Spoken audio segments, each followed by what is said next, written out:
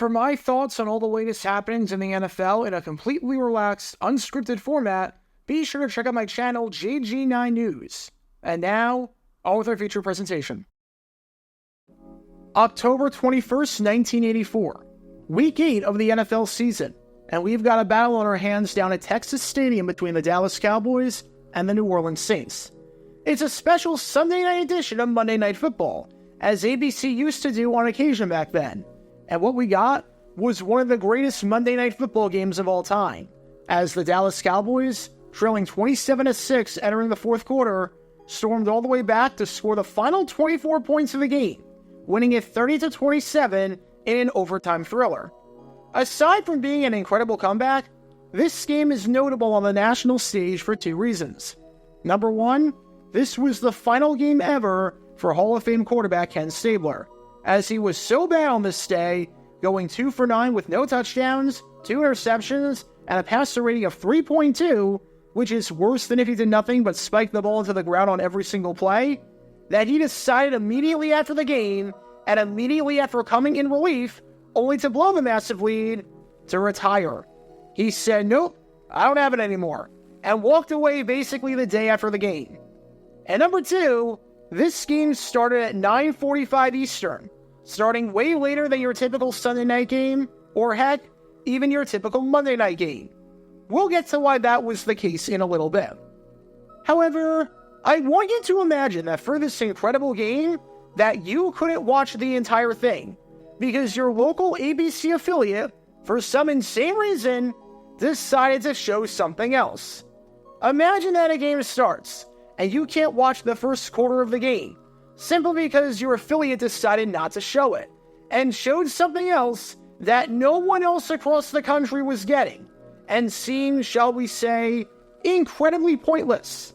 I'm not talking about not being able to watch the game because of a tornado, or severe weather, or anything life-threatening or of actual importance to people. I mean not being able to watch the game because your local ABC affiliate pre-planned other programming and thought it was a good idea to show that instead.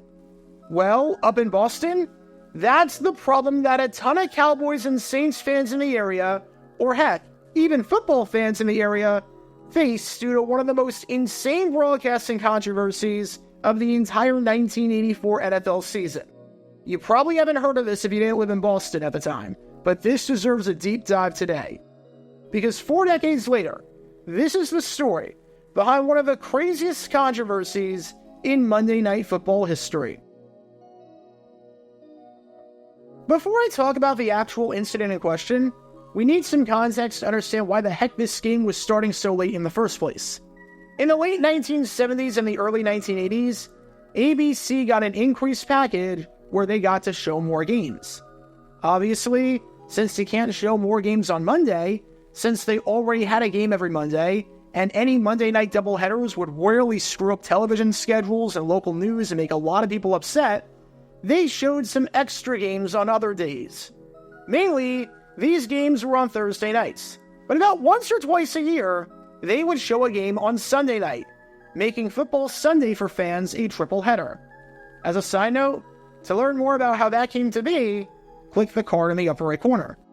For roughly a decade, up until there was an actual Sunday Night Football package in 1987 with ESPN, and triple headers became the norm, first on a half-season basis, and then on a full-season basis once TNT got into the mix in 1990, that was how the schedule worked, where you would get these occasional one-off primetime games on ABC. And during the 1984 season, ABC had 5 additional games outside of the 16 Monday night games that they got. They got a Friday night game in Week 16, 2 games on Thursday, with one coming in Week 2 and the other in Week 14, and they got a Sunday night game not just in Week 3, but in Week 8, which, as you might have been able to tell, was that Cowboys-Saints game on October 21st. All systems seemed to be a go for the Cowboys-Saints game for an 8 o'clock start, just like the other Sunday night games, allowing fans to watch 10 continuous hours of football. However, there was one small problem with scheduling this Cowboys-Saints game on this day, and that was the fact that there was another event taking place at the same time. That event? none other than the second and final presidential debate in Kansas City between Democratic nominee Walter Mondale and Republican nominee and current president Ronald Reagan. The contents of the debate or what exactly was said are irrelevant to the point of the story. The point is that, with a debate scheduled to take place at 8 o'clock Eastern in prime time, taking place on a Sunday night just like the last debate 2 weeks before, that caused a major conflict with the Cowboys-Saints game for obvious reasons. Number one, you don't want the debate going up against the football game, because the debate will win. A regular season football game, or the last chance for voters to learn more about the candidates before casting their vote on the future of the country for 4 years. Yeah, one of those issues only impacts a select group of people, and the other issue impacts every American that can vote, or every American that is interested in the state of the country's affairs. It seems like a pretty easy decision for people as to which one they'll choose. And number two, ABC was going to televise the debate, as was every other network, whether it was CBS or NBC. It's the same thing today, where every station will have their own coverage of the debate, the State of the Union, or election night, so you can listen to their pundits and they can sell their own commercial space. This might be a topic for a future video, so I'm not going to dive too much into the weeds of this conflict specifically, but long story short, the NFL, ABC, the sponsor of the debate, which was the League of Women Voters, and the candidates all recognize this. And they recognize the stranglehold that football had on the entire country. Heck, a decade before, President Gerald Ford moved up a speech of his by 30 minutes so as not to interfere with the Raiders-Bills game taking place later on Monday Night Football, which you can learn more about by clicking the card in the upper right corner. And it didn't seem like the NFL was at fault with this. This seemed, from all indications, like an oversight on the part of the sponsor of the debate. Eventually, after a lot of deliberation and a lot of discussion, the NFL agreed to move the start of the Cowboys-Saints game to 9:45 Eastern, allowing the debate to start at 8 o'clock and run for 90 minutes without anyone missing anything and without anyone having to choose between the two events. The debate would be shown. Then, after the debate was done, there would be a post-debate show with some discussion and commentary. And then, the game would start. And everyone's happy. Seems pretty straightforward. And across the country, this was a complete non-issue. Maybe it was a minor inconvenience that the game was getting pushed back, but from the standpoint of being able to see everything and anything you wanted to, this was a non-story. But that's when Channel 5 WCVB, as in the ABC affiliate for Boston, had a brilliant idea. And by brilliant, I mean absolutely stupid and moronic. What if, and hear me out on this, we air a second post-debate show? Seriously. Again, like I said with how the schedule worked, the debate would run until 9:30.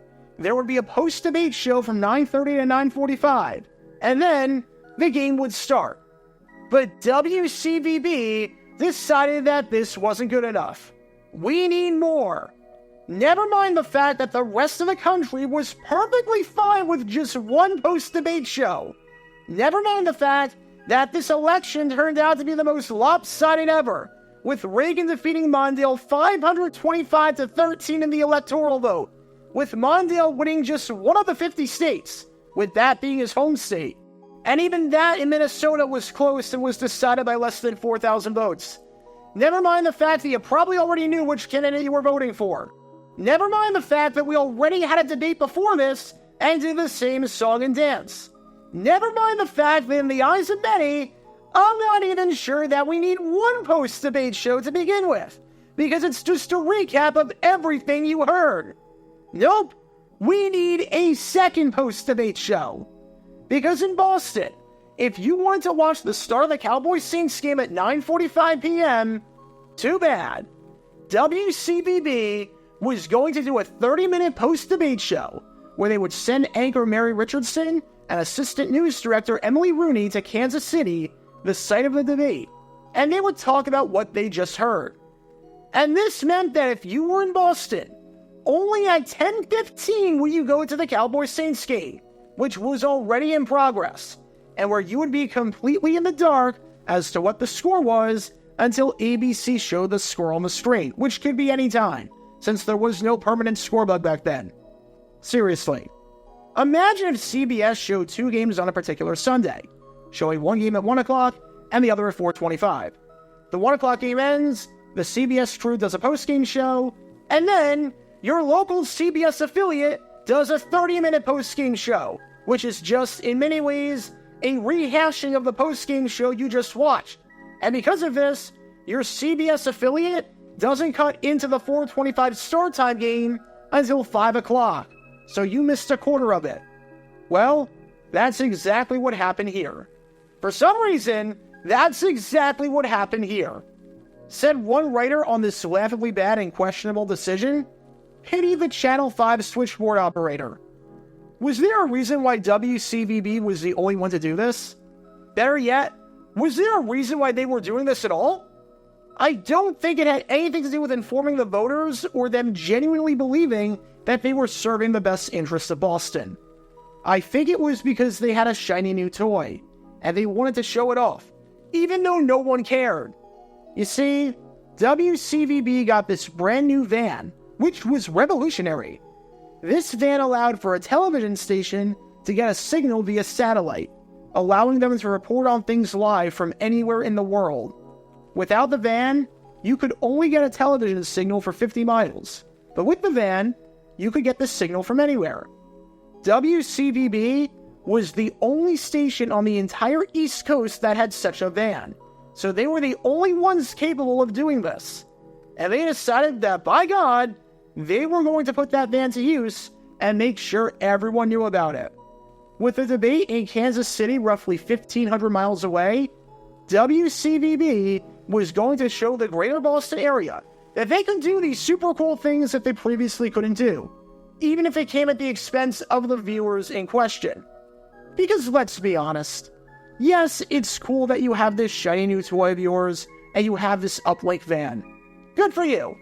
But there are ways you can do this without cutting into something that people want to see and without interfering with a product that the entire country is getting.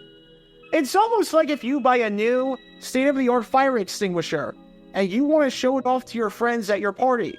So you intentionally decide to set something on fire so you can use it and show off. Like, good for you that you have the fire extinguisher. But why did you think that the best way to show it off was to intentionally start a fire? Now you just ticked everyone off. There had to be better ways to do this. There just had to be. Maybe a live halftime show. Maybe cutting away from the regular ABC post-debate show to show your own. Maybe a live news report before or after the game. Just don't cut into, the actual game. The fact that you thought this was a good idea and wanted to screw over your audience and football fans in the process was laughable. At the very least, the good news for the people of Boston when it came to the game between these two teams behind me right here was the fact that you still got to see 60 minutes of football, just not in the way you might have thought, seeing as the game went into overtime.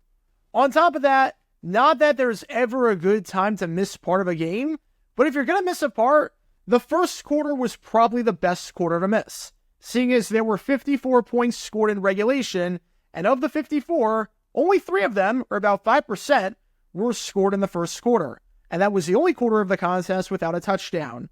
Again, bad decision, but it could have been a lot worse. The battle between the Dallas Cowboys and the New Orleans Saints was one of the greatest games of the 1980s for Monday Night Football. However, a national television audience wasn't able to watch the entirety of it.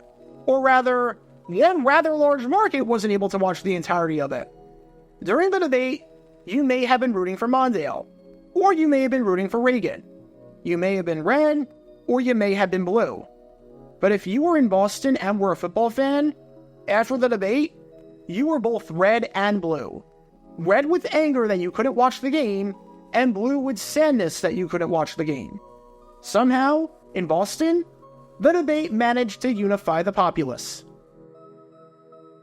Get your official Jaguar Gator 9 merchandise by going to jj9shop.com, and be sure to like and subscribe, as it really helps the channel out a lot. Join me every Wednesday night where we'll play NFL Trivia for cash prizes at 9 p.m. Eastern over on Twitch. To learn more about the history of college football, subscribe to Jaguar Gator 8. To learn more about the history of Major League Baseball, subscribe to Jaguar Gator 7. Also, special thanks to all of our Patreon supporters for helping out the channel. Your support is greatly appreciated. See how you can become a patron and request future video topics in the description below.